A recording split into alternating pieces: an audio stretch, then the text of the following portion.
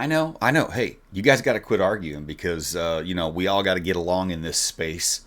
And while you're a pretty badass little amplifier, and while you bring a lot of value and options to the table, you both have value inside. So let's all get along. Otherwise, I'm gonna have to put you in timeout.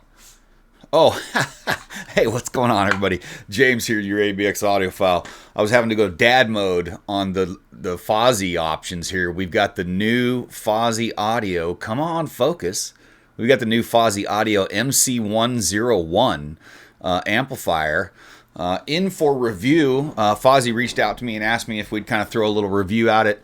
If you did not see my review of the FOSI Audio V3, which was a really nice amplifier that a lot of people kind of in that budget, upper lo-fi, mid-fi space were really kind of raving about. A nice little Class D amplifier. If you did not see my review on that, please do.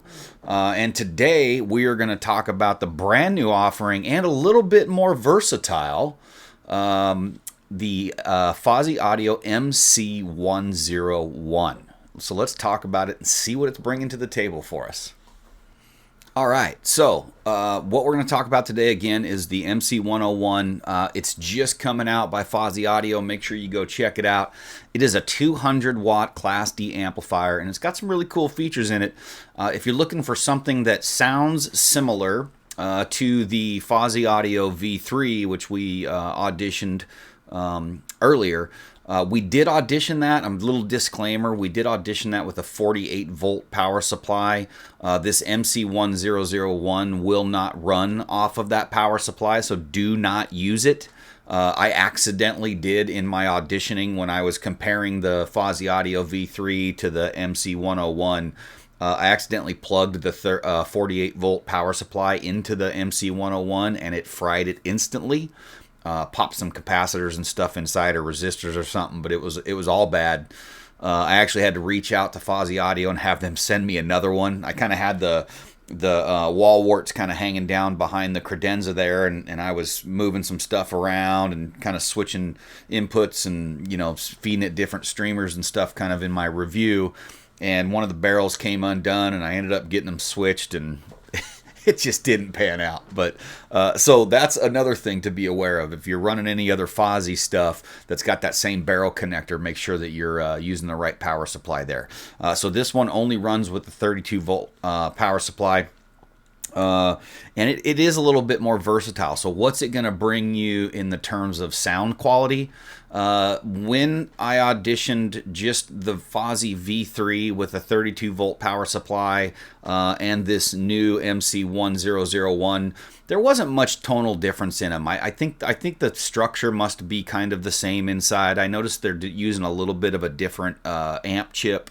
But I didn't find much difference in sound. What I really noticed was kind of more differences in versatility, and so let's talk about those. So if you look at the MC1001, you can see that we've got a bass and treble adjustment on the front, which the FOSI V3 does not have. You've got a nice VU meter there. That is pretty accurate with the music.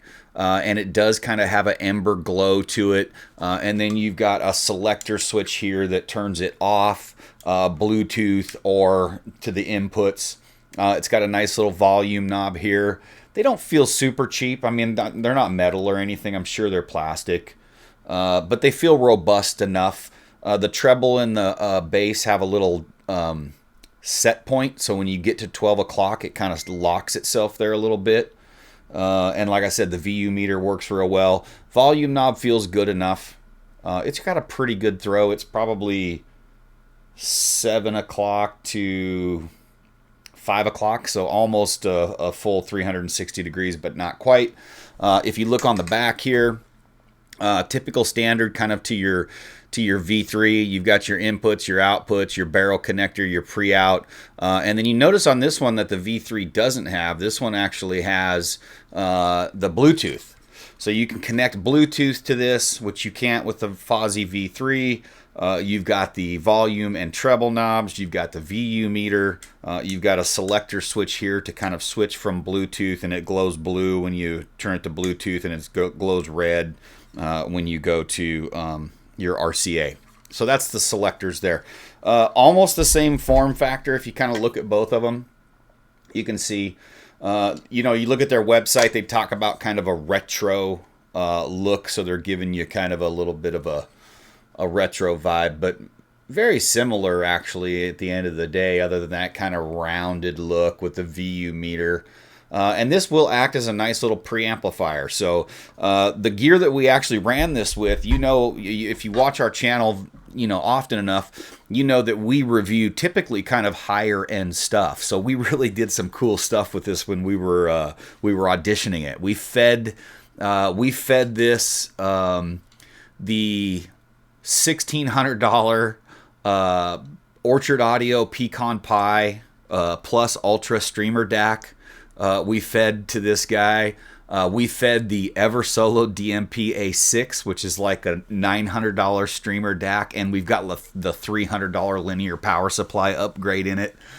So we fed that kind of source material into this little amplifier here.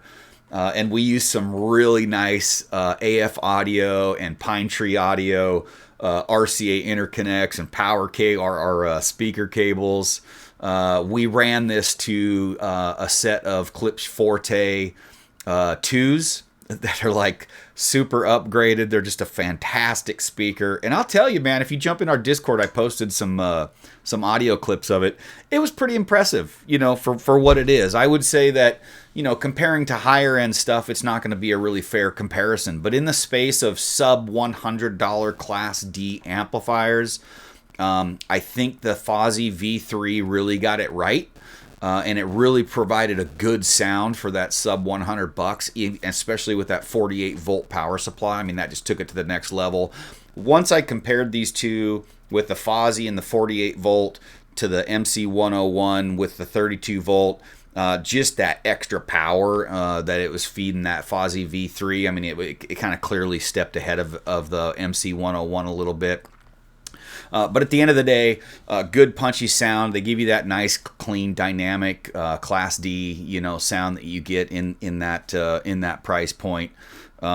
Probably not something that you're going to have in a reference system of sorts, but for like a desktop or a small secondary system, you know, the things are just hard to beat. And you know, at 88 bucks, I think coming out, you know. What do you got invested in there? What do you got to lose? You know, so try them out, check them out. Tell me what you guys think. I really enjoyed the audition. It was fun to get back into kind of that budget space.